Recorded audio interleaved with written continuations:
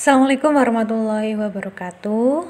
Jumpa lagi dengan saya di perkuliahan Manajemen Logistik pada Pelayanan Kesehatan. Sebelum masuk ke materi, terlebih dahulu saya akan mengucapkan Selamat Hari Raya Idul Fitri, minal aizin wal faizin, mohon maaf lahir dan batin. Baik, saya akan melanjutkan materi pembahasan kita, yaitu tentang proses manajemen logistik. Yang sebenarnya proses manajemen logistik itu penjelasannya hampir mirip dengan fungsi dari manajemen logistik. Namun ada sedikit perbedaan. Seperti apa perbedaannya? Kita akan masuk pada penjelasan berikut ini ya. Ya, proses manajemen logistik menurut Siagaan terdiri dari ada beberapa proses atau tahapan seperti pengadaan, penyimpanan, distribusi, penggunaan, pemeliharaan, dan penghapusan. Ya, tahapan-tahapan ini sudah pernah dibahas pada fungsi manajemen logistik, jadi saya tidak akan membahas definisinya lagi, tapi akan lebih mempelajari atau membahas tentang bagaimana prosesnya dari tahapan-tahapan ini. Ya, proses pengadaan ini sebagaimana yang sudah dijelaskan minggu lalu itu bisa dilakukan dengan berbagai macam cara, bisa melalui pembelian, ya, pengadaan barang maupun bahan maupun alat, ya, itu bisa dilakukan dengan pembelian, kemudian penyewaan, peminjaman, pemberian, penukaran, pembuatan, dan yang terakhir ada perbaikan. Namun yang paling umum dan yang utama dilakukan dalam proses pengadaan itu biasanya dengan pembelian, ya, merupakan suatu kegiatan yang mutlak dan perlu mendapat perhatian karena bahan, barang, alat, atau sarana yang dibeli harus memenuhi berbagai persyaratan seperti kesesuaian dengan kebutuhan organisasi, mutu yang tepat, harga yang paling menguntungkan, jaminan kontinuitas, supply, dan hal-hal lain sejenis, sehingga bahan, alat, dan sarana yang diperlukan itu tersedia pada waktu yang tepat, dalam jumlah yang tepat, serta mutu yang tepat. Jadi, beberapa hal yang perlu diperhatikan dalam proses pembelian itu, yang pertama memang harus sesuai dengan kebutuhannya terlebih dahulu. Kemudian mutu atau kualitas dari bahan maupun barangnya itu tuh sudah baik, sudah sesuai, ya. Kemudian harganya itu juga menguntungkan atau harganya itu yang paling murah atau terjangkau seperti itu, ya. Kemudian adanya jaminan dari kontinuitas supply atau persediaan yang terus-menerus dari agen atau dari toko atau dari tempat kita mengambil barang, ya. Kemudian hal-hal lain sejenis bahan, alat, dan sarana itu diperlukan agar tersedia pada waktu yang tepat, dalam jumlah yang tepat, dan mutu yang tepat. Ya. Berikutnya, langkah proses pengadaan itu bisa dimulai dengan mereview daftar bahan yang akan diadakan.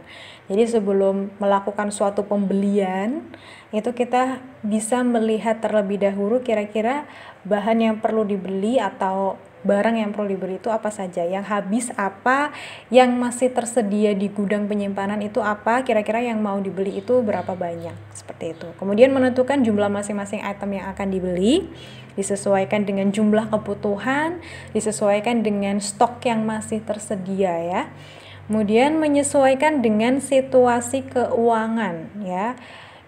Misalkan saat ini memang situasi harganya sedang naik semua, maka disesuaikan kira-kira dengan uang yang tersedia apabila memberi barang-barang itu apakah bisa atau tidak, ya, disesuaikan terlebih dahulu.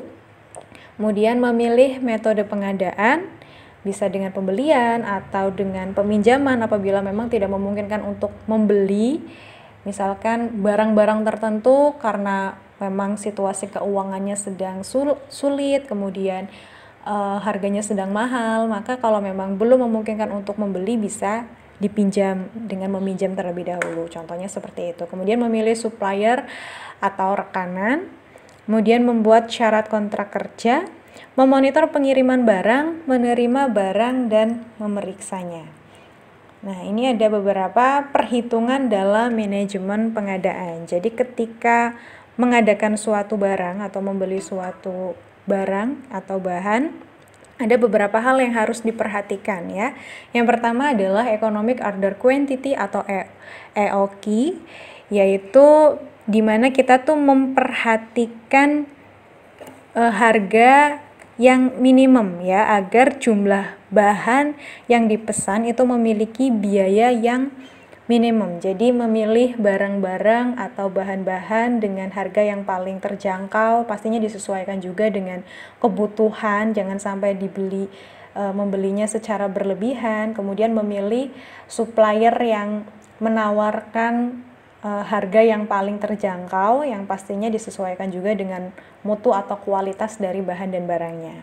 Kemudian prinsip yang kedua yaitu dengan persediaan pengamanan atau safety stock. Jadi sebelum membeli kita juga harus memperhatikan atau melihat terlebih dahulu apakah barang-barang yang sudah dibeli itu benar-benar sudah tidak ada persediaannya sama sekali ya, atau jika memang ada, kira-kira kita bisa memanfaatkan persediaan itu dan masih kurang berapa lagi. Jadi jangan sampai kita membeli barang-barang terlalu banyak sedangkan masih banyak juga persediaan atau barang-barang yang ada di dalam gudang, seperti itu. Kemudian bisa melihat pemesanan kembali atau reorder point. Jadi kita apabila kemarin sudah memesan di supplier tertentu, kita bisa melakukan pemesanan lagi apabila memang harganya terjangkau, kemudian juga peminatnya itu atau kebutuhannya itu banyak, kemudian mutunya juga pastinya baik ya. Kemudian tingkat perputaran barang atau turnover ratio, yaitu ini tuh juga berdasarkan efisiensi persediaan. Jadi di mana rasio perputaran dari persediaan barang-barang itu mengukur efisiensi pengelolaan persediaan barang ya. Jadi berapa besarnya perputaran dana untuk tiap-tiap jenis barang dalam setiap pembelian, seperti itu. Jadi kita melihat persediaannya berapa, kemudian jumlah kebutuhannya itu berapa, kemudian melihat berapa kira-kira perputaran barang itu dalam satu periode, kira-kira itu butuh berapa barang. Jadi prinsipnya adalah ketika membeli sesuatu itu harus efisien ya, efisien sesuai kebutuhan, efisien dengan harga yang terjangkau, seperti itu.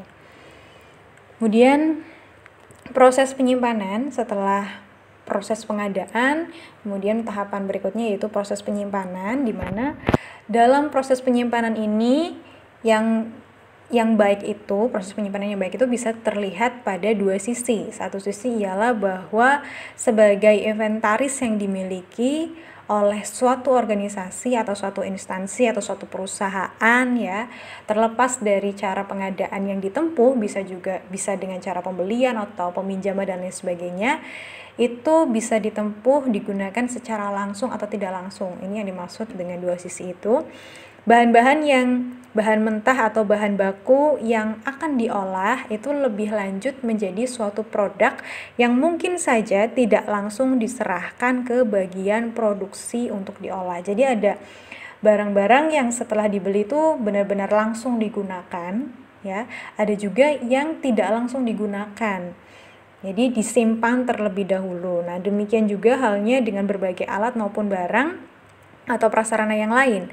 Bahan mentah atau bahan baku yang belum digunakan harus disimpan untuk sementara waktu dalam sebuah gudang tempat penyimpanan. Hal tersebut untuk menjamin keamanan, kondisi terpelihara baik dan mudah diambil jika ingin digunakan. Jadi apabila memang seperti bahan-bahan seperti bahan mentah untuk makanan itu baiknya memang dibeli secukupnya sesuai dengan kebutuhan agar tidak terlalu lama disimpan ya.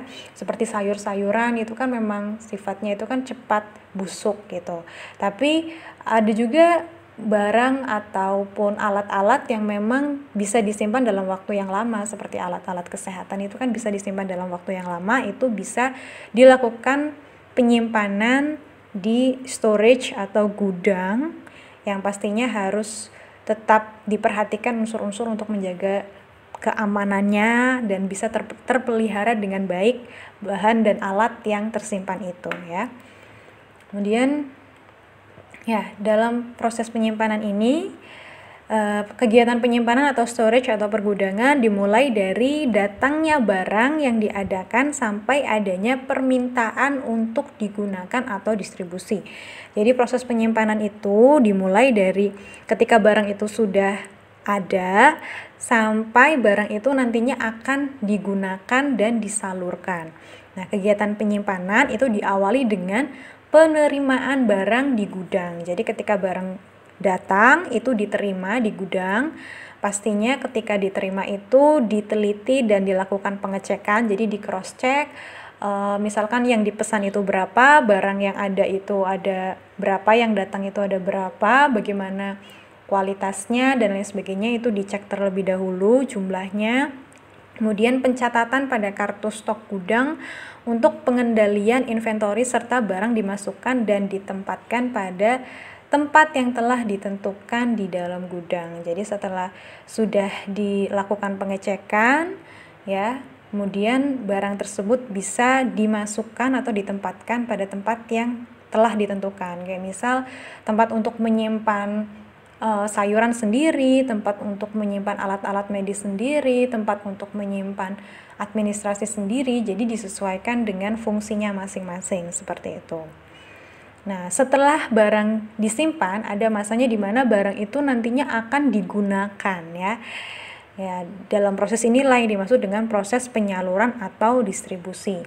Inventaris tertentu akan digunakan oleh berbagai pihak dalam sebuah instansi dalam rangka pelaksanaan berbagai aktivitas dan produk tertentu disalurkan. Manajemen logistik harus bisa menjamin bahwa kegiatan distribusi ini berlangsung dengan cepat, tepat, dan aman.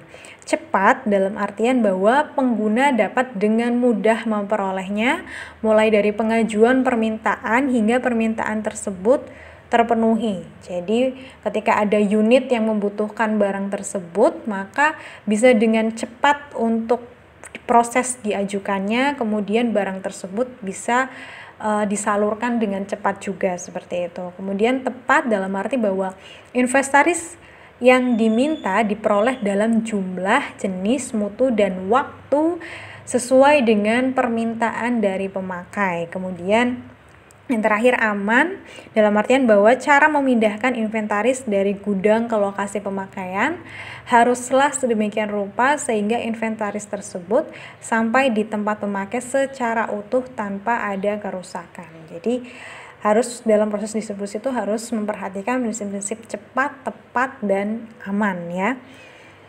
Ya, yang berikutnya setelah barang tersebut disalurkan atau didistribusikan kepada unit-unit tertentu, barang tersebut atau bahan tersebut bisa digunakan atau proses penggunaan.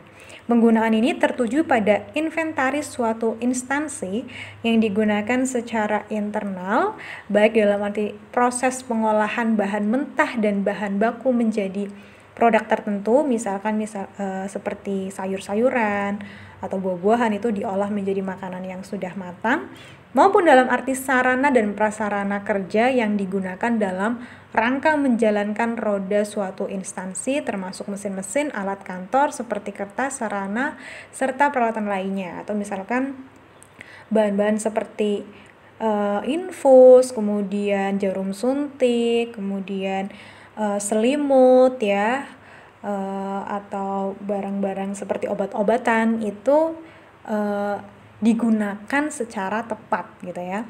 Dalam kaitan ini yang penting mendapat perhatian ialah bahwa para pengguna bahan, sarana, dan prasarana tersebut harus memiliki keterampilan yang diperlukan sehingga tidak terjadi inefisiensi, baik karena penggunaan yang tidak sesuai dengan maksudnya maupun karena tenaga kerja teknis membuat kesalahan sehingga hasil kerjanya tidak memenuhi standar yang telah ditentukan. Jadi pastikan bahwa orang yang menggunakan atau pegawai atau karyawan yang menggunakan barang-barang tersebut itu orang-orang yang memiliki keterampilan dan memiliki pengetahuan yang baik. Contohnya misalkan perawat ketika mau menginfus seseorang atau menggunakan alat-alat medis tertentu harus benar-benar dipastikan bahwa dia memiliki keterampilan yang cukup sehingga tidak terjadinya boros ya. Jadi barangnya itu sudah tidak dipakai lagi karena salah teknis dalam menggunakan barang ya. Atau misalkan seorang radiografer ya yang memotret sesuatu, itu kan pastinya menggunakan bahan seperti klis gitu kan. Nah itu dipastikan bahwa harus sesuai gitu ya penggunaannya sehingga tidak boros, tidak ketika terjadi kesalahan bisa meminimalisir terjadinya suatu kesalahan sehingga tidak boros atau tidak sia-sia barang atau bahan yang digunakan seperti itu. Nah, sangat penting untuk menekankan bahwa ketidaktepatan dalam penggunaan bahan atau sarana kerja dapat terjadi karena dua faktor. Yang pertama bisa perilaku negatif dari para pekerja seperti ketidakpedulian, motivasi yang rendah, disiplin kerja yang tidak tinggi. Bisa jadi karena tingkat pengetahuan dan keterampilan yang tidak sesuai dengan tuntutan tugas.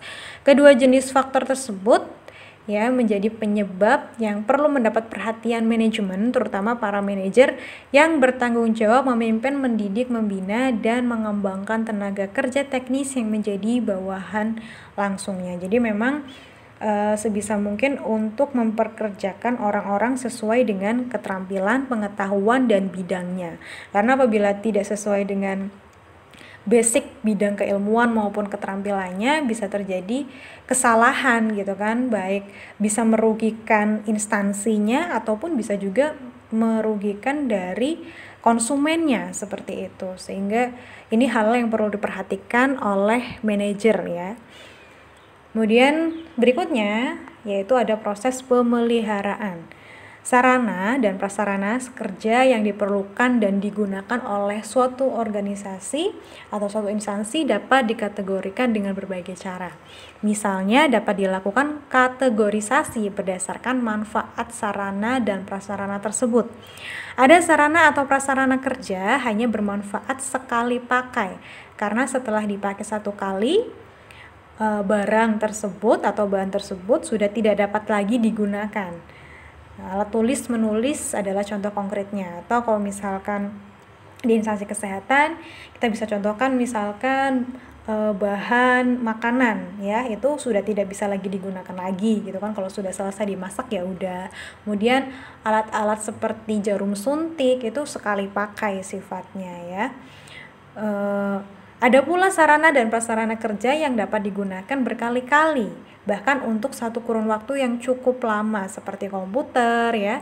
Kemudian kalau di instansi kesehatan seperti kasur, kemudian bantal, selimut, spray, kursi roda ya, alat untuk istilahnya beberapa alat-alat medis seperti komputer ya yang untuk memantau perkembangan pasien itu pun bisa digunakan dalam waktu yang lama. Nah, sarana dan prasarana tersebut memerlukan pemeliharaan yang cermat. Jadi bahan-bahan yang bisa digunakan berulang kali itu harus dilakukan pemeliharaan ya. Sarana dan prasarana tersebut akan dapat digunakan secara produktif untuk jangka waktu yang lama apabila para pemakai mengikuti petunjuk operasional yang biasanya terdapat dalam brosur produk yang diterbitkan oleh produsennya yang memberikan informasi tentang cara penggunaan dan pemeliharaan yang baik. Dengan demikian, manajer logistik harus mampu memberikan bantuan misalnya dalam bentuk nasihat kepada para pengguna yang sekaligus bertanggung jawab atas pemeliharaan sarana dan prasarana kerja yang dipercayakan kepadanya. Merupakan sikap yang tidak baik apabila manajer logistik lepas tangan dalam hal penggunaan dan pemeliharaan sarana dan prasarana kerja secara benar. Jadi manajer logistik juga harus membuat suatu SOP ya dalam penggunaan barang ataupun bahan sehingga para pengguna itu bisa menggunakan dengan baik dan barang-barang itu atau bahan-bahan itu bisa terpelihara gitu ya, bisa digunakan dalam jangka waktu yang lama. Kemudian proses berikutnya yaitu ada penghapusan. Meskipun penggunaan dan pemeliharaan sarana dan prasarana dilakukan dengan baik, pasti akan tiba waktunya barang atau bahan atau sarana dan prasarana tersebut sudah mencapai titik akhir manfaatnya. Berarti pada suatu waktu penghapusan inventaris tersebut harus dilakukan ya. Ini sudah dibahas di pertemuan sebelumnya, bisa karena memang barangnya sudah rusak ya, sudah tidak bisa lagi dipakai, bisa karena memang sudah kadaluarsa, sudah layu, sudah busuk ya, itu harus dilakukan proses penghapusan. Pada umumnya, kebijaksanaan tentang penghapusan merupakan keputusan manajemen tingkat tinggi karena sifatnya yang multifase atau multidimensi, seperti dimensi produksi, dimensi pembelian, dan dalam banyak hal dimensi teknologi. Jadi memang pada umumnya keputusan untuk menghapus itu diputuskan oleh manajer tingkat tinggi ya, bisa oleh kepala bidang misalkan ya. Itu karena kaitannya ketika mau menghapus sesuatu tuh ada kaitannya dengan proses-proses yang lain, seperti ketika sudah menghapus sesuatu berarti harus ada proses pembelian lagi gitu ya. Kemudian pencatatan administrasi dan lain hal, kemudian dimensi teknologi. Jadi ada hal-hal yang memang ada kaitannya dengan teknologi yang harus diperhatikan ketika sudah menghapus sesuatu barang atau sarana. Berarti batas wewenang manajer logistik adalah melaksanakan kebijaksanaan tersebut. Jadi atas instruksi dari atasan dari manajer logistik ya. Nah, aspek program penghapusan. Meskipun demikian, seorang manajer logistik tidak boleh mengabaikan tanggung jawab tersebut. Berbagai dimensi kebijaksanaan penghapusan harus dipahaminya dengan tepat sehingga dapat ditentukan sarana dan prasarana apa yang sudah tiba waktunya untuk dihapus dan bagaimana cara penghapusan, misalnya dibuang, dilelang, atau cara lain. Ini sudah dibahas di pertemuan sebelumnya ya. Jadi faktor-faktor apa yang menyebabkan barang itu harus dihapus, entah karena rusak, entah karena sudah tidak bisa lagi dipakai, entah karena kadaluarsa dan lain sebagainya. Kemudian bagaimana cara menghapusnya, bisa dengan dibuang, dilelang, dihibahkan dan lain sebagainya, itu juga sudah dibahas di pertemuan sebelumnya. Dan yang mengerti kondisinya barang tersebut harus dibuang, dilelang, atau dipakai lagi atau dihibahkan itu adalah manajer logistik. Yang mengerti kondisi bahwa barang tersebut sudah kadaluarsa atau tidak itu manajer logistik. Jadi manajer logistik yang harus memberikan informasi kepada kepala bidangnya ya, yang memutuskan memang kepala bidangnya akan diseperti apakan. Manajer logistik itu hanya pelaksana, tetapi manajer logistik juga bertanggung jawab untuk memberikan informasi itu. Dalam rangka menjalankan kebijaksanaan penghapusan tersebut, seorang manajer logistik harus mampu menjamin bahwa kegiatan organisasi itu tidak terganggu. Artinya, sambil melakukan penghapusan, sarana atau prasarana kerja pengganti sudah harus tersedia yang pengadaannya dilakukan bersama komponen lain dalam organisasi seperti bidang produksi, keuangan, dan pembelian. Jadi, ketika mau menghapus sesuatu ya, entah dengan cara dilelang atau dibuang dan dihibahkan dan cara lain, dipastikan bahwa barang atau bahan yang akan dihapus itu tuh juga sudah tersedia penggantinya, sudah ada gitu ya. Misalkan obat-obatan yang kadaluarsa gitu ya, kan memang harus dihapus. Berarti dipastikan bahwa obat sejenis ya itu sudah ada gitu, sudah ada persediaannya yang kondisinya mutunya masih bagus, yang tanggal kadaluarsanya itu masih lama. Jadi ketika dilakukan suatu penghapusan itu, kegiatan operasional organisasi itu tidak terganggu gitu ya. Baik, itu adalah materi untuk pertemuan hari ini. Terima kasih atas perhatiannya, kurang dan lebihnya mohon maaf. Wassalamualaikum warahmatullahi wabarakatuh.